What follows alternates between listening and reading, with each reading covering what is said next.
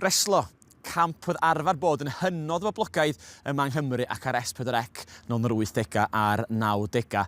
Ac hyd yn oed y boblogaidd yn yng nghartra i. Ia, fi ydi hwnna. Yn ôl y sôn mae poblogrwydd Reslo ar ei gynnydd. Ac hen yma, dwi dod i neuadd y Tymble i gyfarfod y criw sy'n rhannol gyfrifol am yr adfywiad. Mae cwmni Reslo Cymru yn teithio ar hyd a lled Prydain yn y sioia Reslo.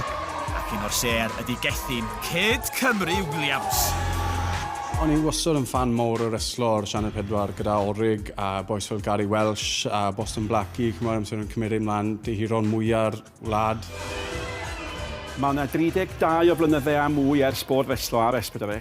Dwi'n cofio cwmnïaeth pobl bizar, cwmnïaeth pobl hynod gyfeillgar ac ymroddgar, cwmnïaeth pobl eiconic yn y maes oedd yn cael ei heilyn addoli gan y gynulleidfa. Fenywaidd ac yn Orwedd. Oedd ganddo chi Orig wrth gwrs, a wedyn ganddo chi gymeriadau fel Tony Starr oedd yn dipyn o arwr ac yn ffefryn gwallt blond gyda fa Rollerball Rocco, wedyn Giant Haystacks. Oedd o'r cysgu yn y stafell newid rhwng gornestau. Oedd yn cael gymaint o hynny o bwysau.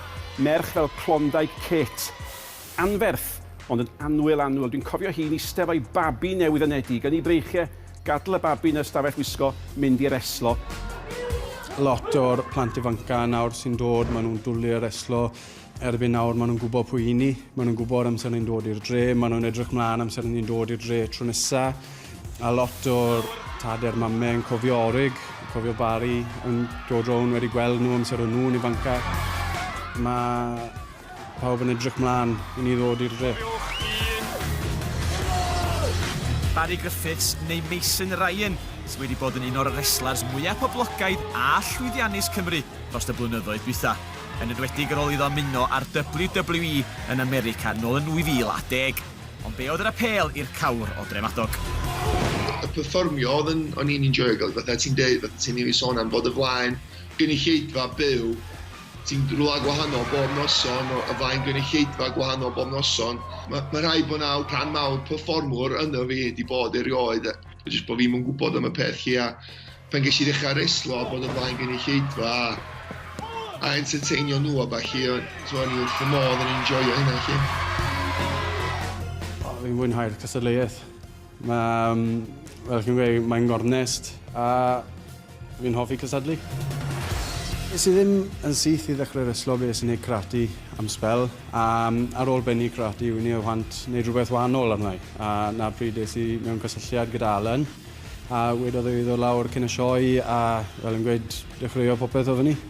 Ac sut sa'ch chdi'n teimlo wrth ymladd Owain Gwynedd hyn yma? Fi'n edrych mlaen amdano fe. Fi'n siŵr bod yna ddoctor yna.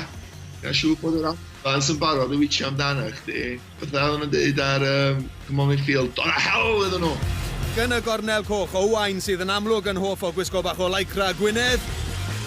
Yn herio'r arwr lleol, Cyd Cymru. Dwi'n yn siŵr amdano chi, ond dwi'n gwybod ble mae'n arian i hyn. Coni off y ddau yn ymglymu, pwy di'r cryfa? Cyd Cymru'n troi garddwn Owain i weld mewn bach o bôn. Cyd Cymru fel bysa rhywun yn ddisgwyl mewn llwy reolaeth o'r frwydr. Owain yn gwingo. Cael ei hyrddio i'r gornel fel doli glwt. Cyd Cymru am drio'r body slam. Siŵr bydd ei gefnau'n dost yn y bore. Y gloch yn canu ac am ymdrech dau ddim gan Owain. Dwi'n meddwl bod Cyd Cymru di torri chwys. Mam!